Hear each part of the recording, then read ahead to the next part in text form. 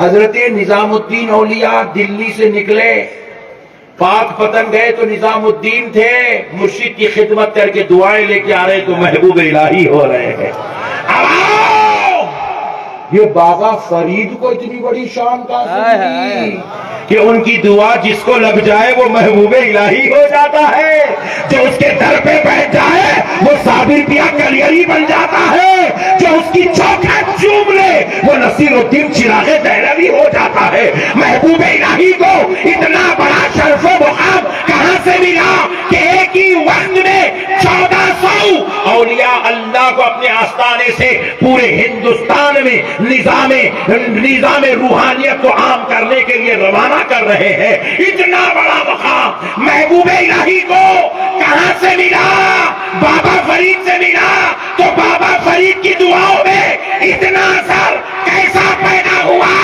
تو جواب ملا حضرت خطب پاک بختیار کاکی کی دعاؤں سے بابا فرید کو یہ مقام نصیب ہوا۔ سرکار قطب الدین بختیار کاکی نے دعائیں دی، اے اللہ میرے مرید بابا فرید کو سرفراز کر دے۔ اللہ نے ایسا سرفراز کر دیا کہ آج 900 سال سے بابا فرید کا مرخت پوری دنیا کے لیے رحمت کا نگینہ بنا ہوا ہے، فیض کا گنجینہ بنا ہوا ہے۔ اللہ اللہ، بڑوں کی دعائیں لو بڑے بنو گے۔ خطب پاک کو یہ مقام کہاں سے ملا کہ آج بھی پوری دلی کی سلطنت کو سنبھالے ہوئے بیٹھے ہیں؟ سرکار قطب الدین بختیار کاکی کو یہ شرف، یہ عظمت کہاں سے ملی؟ سنو مسلمانوں، قطب الدین بختیار کاکی کسی عام انسان کا نام نہیں ہے۔ حضرت قطب الدین بختیار کاکی کی ایک شان سناتا ہوں، وہ کیا چیز ہے آپ کو سمجھ میں آئے گی۔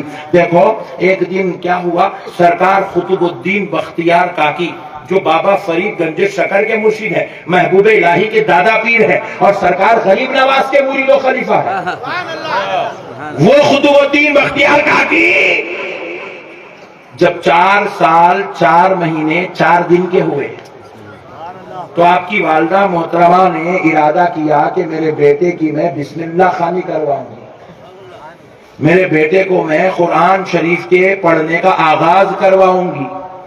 تو آپ نے ارادہ کیا کہ بھئی کوئی ایسے عالم کو بلایا جائے جو اس دور کے بڑے علماء میں سے ہوں تاکہ میرے بچے کو بسم اللہ پڑھوائے۔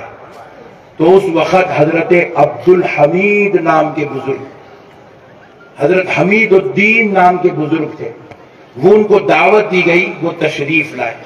آج بھی قطب الدین بختیار کاکی کے سرانے میں آپ آرام فرما رہے ہیں، آپ کو بلایا گیا، آپ تشریف لائے۔ حضرت سیدنا حمید الدین بہت بڑے عالم دین تشریف لائے، سرکار قطب پاک کو سامنے بٹھایا گیا۔ جب آپ 4 سال کے ہیں، بولے بیٹے پڑھو، بسم اللہ پڑھائی جا رہی، بیٹے پڑھو اعوذ باللہ من الشیطان الرجیم۔ بچے نے، حضرت قطب پاک قطب الدین بختیار کاکی نے پڑھا اعوذ باللہ من الشیطان الرجیم۔ بیٹے پڑھو بسم اللہ الرحمن الرحیم۔ آپ نے پڑھا بسم اللہ الرحمن الرحیم، پھر آپ نے پڑھا الحمدللہ رب العالمین۔ حضرت قطب پاک پڑھنے لگے سبحان الذی اسری بعبدہ۔ سبحان اللہ، استاذ پڑھا رہے، پہلا پڑھ رہا، اور حضرت قطب پاک قطب الدین بختیار کاکی پڑھ رہے ہیں 15واں پارہ۔ بولے بیٹے میں جو پڑھا رہا ہوں وہ پڑھیے الحمدللہ رب العالمین، پھر قطب پاک پڑھے سبحان الذی اسری بعبدہ۔ آپ نے کندھوں پہ ہاتھ رکھ کے جھنجھوڑ کے کہا بیٹے میں جو پڑھا رہا ہوں آپ کو پڑھو، پڑھیے الحمدللہ رب العالمین۔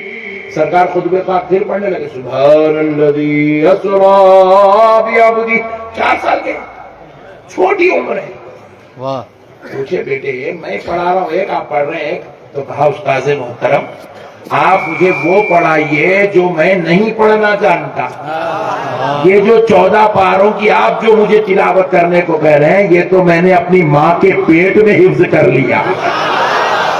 اللہ اللہ اکبر. ذرا غور کرو مسلمانوں، یہ کوئی عام درجے کے لوگ نہیں تھے، یہ وہ لوگ ہیں جو ماں کے پیٹ سے پیدا ہو رہے تو حافظ قرآن بن کر، لیکن اس کے باوجود بھی حضرت قطب الدین بختیار کاکی کیا کر رہے ہیں؟ جو ماں کی پیٹ سے حافظ قرآن بن کے پیدا ہوا ہو، اب ان کو دیکھو، وہ اجمیر میں سرکار غریب نواز کی جوتیاں اٹھاتے ہوئے نظر آ رہے ہیں، حضرت غریب نواز کی خدمت میں لگے نظر آ رہے ہیں، مرشد آرام کر رہے ہیں تو چوکھٹ پہ کھڑے ہو کر دربان کا کام کرتے ہوئے نظر آ رہے ہیں. ارے یہی قطب الدین بختیار کاکی کو دلی کی سلطنت میں اتنا بڑا اونچا مقام قیامت تک کے لیے اللہ نے عطا کر دیا. وجہ کیا تھی؟ ان کے پیچھے غریب نواز کی دعائیں کام کر رہی. جب یہ بڑے ہو کے بڑوں کا سہارا لیتے ہیں تو آپ کی ہماری کیا اوقات ہے میرے بھائی؟